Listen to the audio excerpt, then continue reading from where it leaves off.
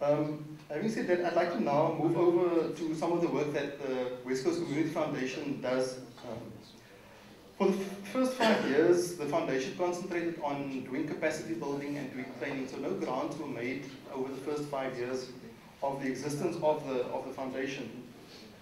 And most of its efforts was just strengthening the concept of what is a community foundation. And I think if you look at where we are today, we are still talking about what is a community foundation. Over the period of grant making, though, the foundation has, over a period of 5 years, made available a number of 162 grants. Sorry, 162 grants. And this is to the value of 729,000 Rand. And I've now done the conversion to euro. It comes to 73,000 euro. So I think very clearly one can see the impact has really been made on the community development side, if it's not been on a very huge financial injection that's gone into the area and into the communities.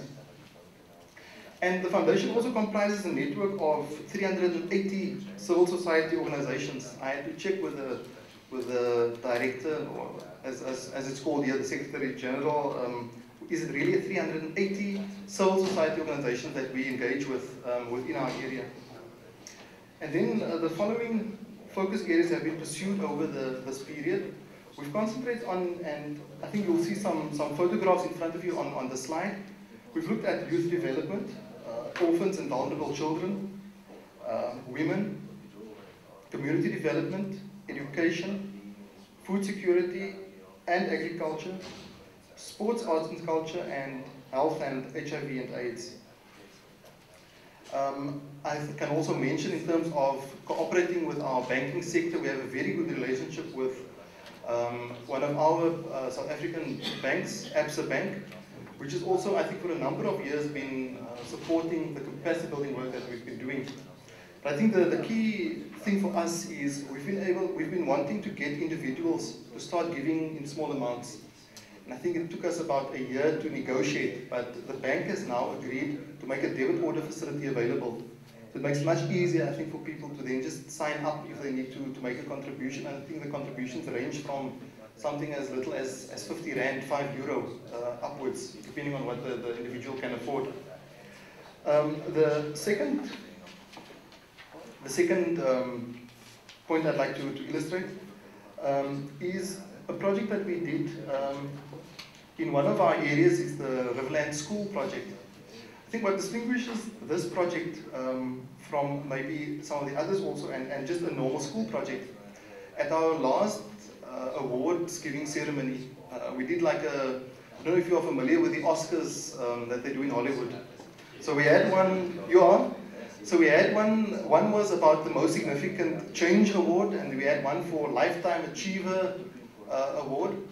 This project won the award for the most significant change because they've been able to go beyond just academic learning and to look at the community in its totality and also address some of the social aspects that are also burning in that community.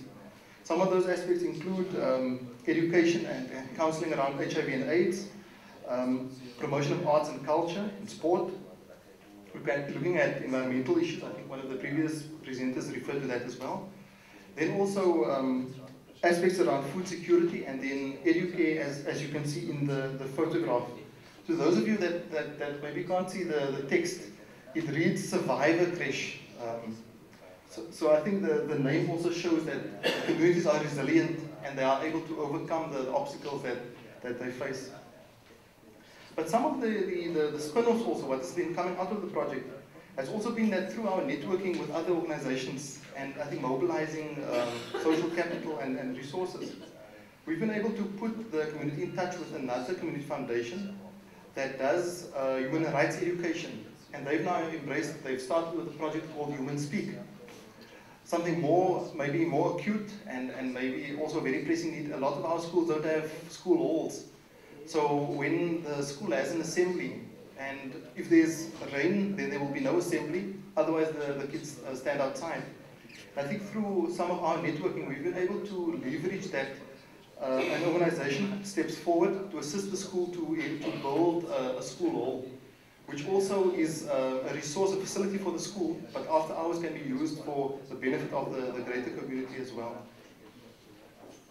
I think then lastly, in terms of the Riverlands project, one of the projects was a poetry book, which was published and also has been made available in, I think, all the libraries in our province, or I think in our province. The last point, ladies and gentlemen, then on this topic, in terms of community benefit, is in terms of community funds. I think, as I mentioned, we didn't start off with a very big financial endowment. And we've been, I think, that's been one of the challenges to get the businesses to step forward and to show how their contributions can assist the communities. And these are the same communities that frequent their businesses. So it's the same people that go into their shops, for example.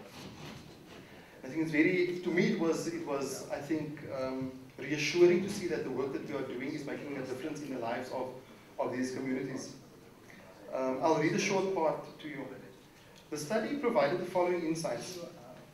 Now 10 years since the inception of West Coast Community Foundation, this is what the study found. The questionnaires and workshops were designed to highlight any underlying problems or issues within the organization. So it was really for the community to say, what do we like about our foundation, or what do we want to change? The outcomes of both the questionnaire and the workshop were overwhelmingly positive. Firstly, it said people understand the purpose of the organization and what the organization does. Secondly, people appreciate what the organization does and views it as effective. Thus, the organization's purpose and strategies are clear and effective, and the organization is effective operationally, which means the organization does what it should do and it does it well. And then lastly, the staff team were identified as being crucial and instrumental to the effectiveness of the organization. In other words, the review found that the WCCF, or West Coast Community Foundation, is making a difference in the lives of communities, and that they want us to continue. And I think by that, after 10 years, we were reassured in what we are doing, and I think the opportunity was there for us just to grow.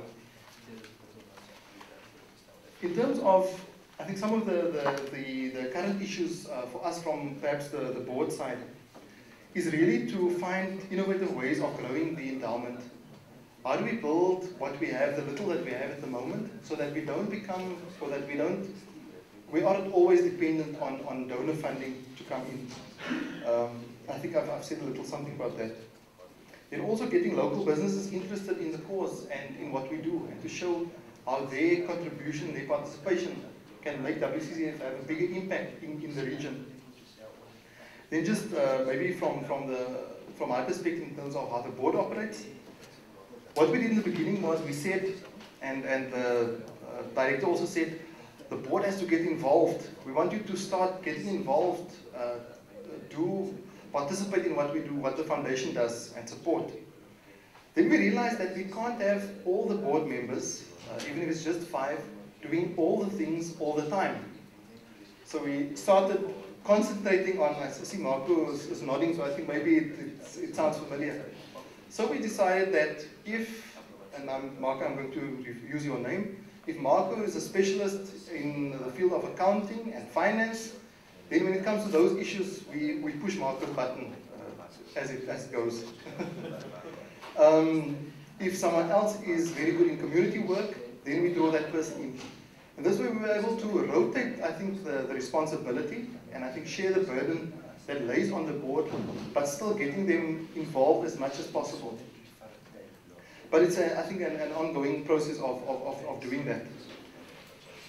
I think in conclusion, perhaps, ladies and gentlemen, I think some of the conclusions that perhaps we'd like to share with you is that we found that even in a case where there is nothing, communities can step forward and they can start organizations to improve their quality of life of the areas that they live in. I think secondly, that the approaches that we use should also take account of what already exists in a community and to our best to harness that and not just always coming with I think, financial solutions, money solutions, and how we can work with what exists in an area. also that we should be able to adapt what it is that we do. So if circumstances change in the community, we should be able to change how we do our business to better service the community that we are there for.